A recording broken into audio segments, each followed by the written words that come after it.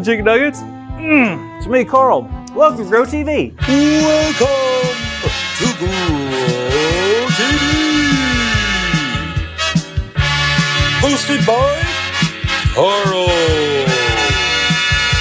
Where we have fun with our friends, talk about Jesus, and go over everything the Bible has to offer. Now once again, welcome to Grow TV.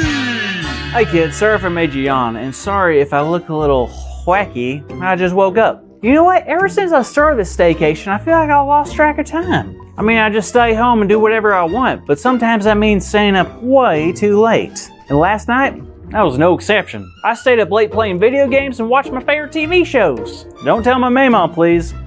Just kidding, she already knows. In fact, she was playing with me until 2 in the morning. She's really good. You know the greatest thing about staying up late?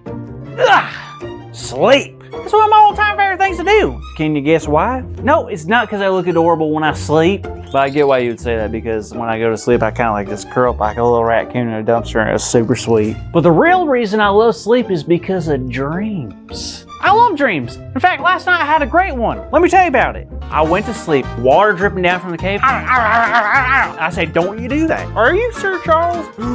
Yes, I am. I've always wanted to meet you. Let's just hug it out. It was really something.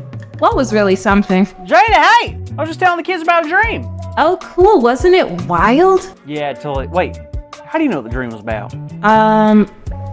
Cause I read about it? What? How'd you read about it? Did I write it down for you? Wait, what are you talking about? I'm talking about the dream. I'm talking about the dream. Wait, are you talking about your own dream? Yes, of course I was. Who else's dream show would I be talking about? Jacob's? Jacob's? Abraham's grandson, Jacob? Yeah, you didn't read our story today. Not yet. I just woke up. What happened with his dream? Well, it was really cool. It started with Jacob being away from home. You know, after he took his brother's birthright, things were not good for him back home, so he was running away. As he traveled, he soon discovered he needed to find a place to sleep first. He walked around and found a rock for him to lay his head on. Once he did that, he fell fast asleep, and God decided to give him a very special dream. All right, this ought to be good. In the beginning of Jacob's dream, he saw the earth, and above he saw the heavens. But connecting the two was a huge and very tall staircase. And on that staircase were angels going up and down. Angels? No way. Yep. And at the top of the stairs stood the Lord, and then said this: I am the Lord, the God of your father Abraham, and the God of Isaac. I will give you and your descendants the land on which you were laying.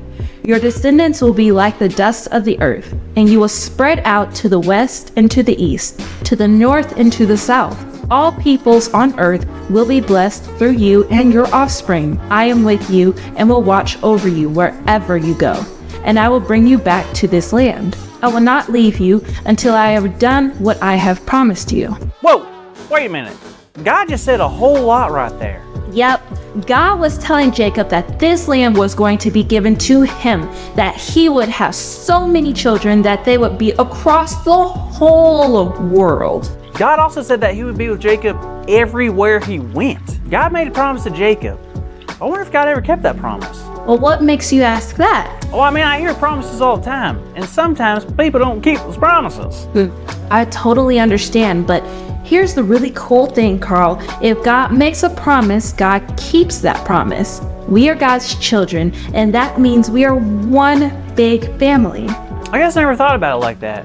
Well, why do you think God sent that dream to Jacob? Well, who knows? But God may have recognized that Jacob was feeling alone, especially after him and his brother had a falling out because he took Esau's birthright. But God promised to bless Abraham and his family, and even though Jacob was far from home, he was still part of Abraham's family. More importantly, he's part of God's family. Oh, that's right. Well, it's pretty cool to see that God still sees us as family and wants to bless us even though we do the wrong things sometimes. Absolutely. God loves us, and there's nothing we can do to make ourselves not belong in the family. Even Jesus told us that he would never leave us or forsake us. I gotta say, that dream was a lot cooler than my dream. Hey there, kids. Today's big idea is we always belong in God's family. It's so good knowing that we will always be God's children. So let's say that big idea as loud as we can, but instead, let's pretend we're sleeping just like Jacob, okay? So I'm gonna close my eyes and lay like this. Oh, you ready? Okay. 1, 2, 3.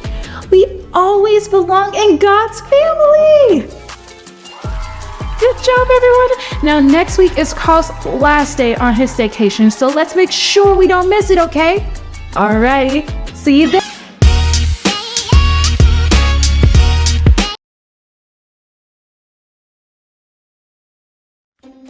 It's time for today's Bible story.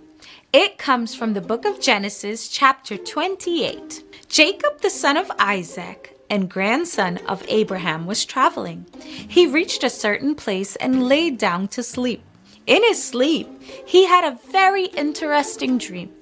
There was this huge stairway that stretched all the way up to heaven, and angels were walking up and down the stairway, back and forth from heaven to earth. God was at the top of the stairway, and God spoke to Jacob. God said, "I am the God of Abraham and the God of Isaac." God was reminding Jacob that just like God was with Abraham, Jacob's grandpa, and Isaac, his dad, God was watching over him too. They were all in God's family. Then God told Jacob of the promise that came along with being in God's family. God said that Jacob's family would be really big and spread everywhere.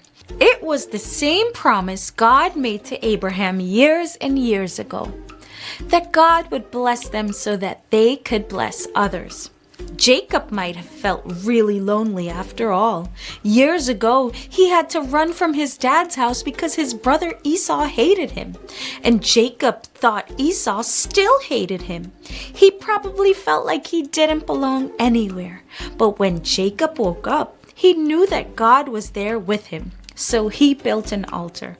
This was a way for Jacob to build something that would help him remember and celebrate the fact that we always belong in God's family.